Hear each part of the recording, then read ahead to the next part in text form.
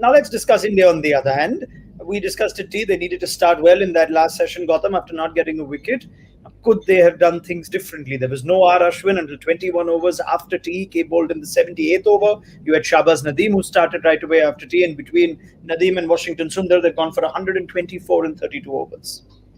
Not much, to be honest, because these are the resources you've got. And then when you someone like Washington Sundar playing a second test match, Shahbaz Nadeem playing a second test match, all they could have done is probably maintain or probably bowled a little tighter. But then when you're playing against someone like Jasprit, who's in this kind of form, it's always difficult to obviously restrict him or keep him quiet. There are not many like Ravichandran, Ashwin or Jasprit, Bumrah. Again, I think Indian attack just looked a little one-dimensional from the spin point of view. We keep mentioning about it. Then and it just got a little exposed today. Hopefully, India can actually get wickets tomorrow. But then today, when I look back at the entire day, I see that obviously it was just too one-dimensional, especially against a batting lineup like England, because England doesn't play like Australia.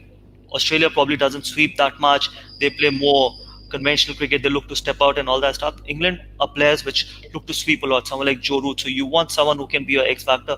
India literally missed that.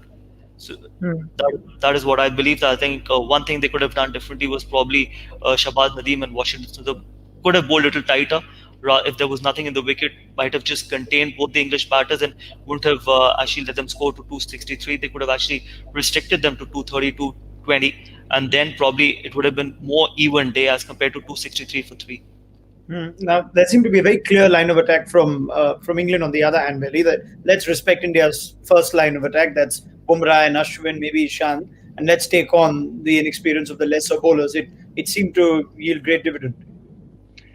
Absolutely. If that was the game plan, it's worked to a T. I completely agree. Probably the backup spin hasn't quite supported by controlling the rate. Again, on day one, when it's not in your favour, there's no big spin. It's just about controlling the rate, creating as much pressure as possible. And I think there was definitely, even from Dom Sibley, you could see there was a more intent. There was definitely that theory of putting more pressure on the younger, less experienced spinners.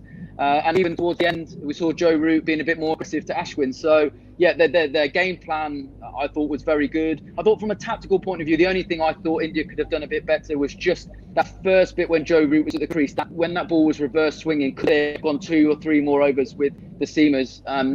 As I said, I think Joe Root is the best player of spin England have ever had. He's much more comfortable. I think early in his innings, we saw sometimes his footwork can get a little bit stuck at the crease. And this is, picking real small hole in it, and I just feel that might have been an area that India could have exposed a little bit longer before then they settled into spin where Joe is a lot more comfortable.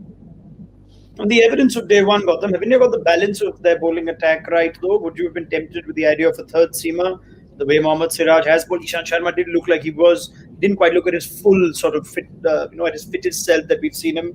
But have they got the right call in terms of the balance with 3 spinners and 2 seamers? I would have gone with 3 spinners, especially at Chipok, no doubt about it.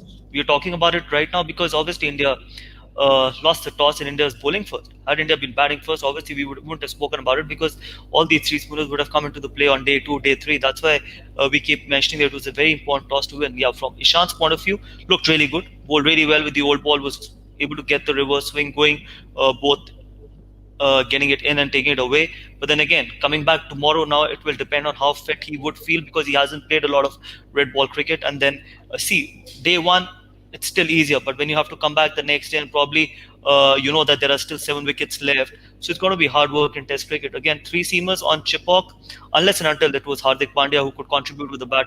I don't think so. It was a wicket where you could have gone with 3 seamers. England didn't go with 3 seamers. It is only because they've got the luxury of going with someone like Ben Stokes who can actually pick himself as a batter and pick himself as a bowler as well. India does not have that luxury. So probably from that combination point of view, 3 spinners was the right call. Thanks so much for watching ESPN on YouTube. And for more sports highlights and analysis, be sure to download the ESPN app. And for premium content and live streaming, subscribe to ESPN Plus.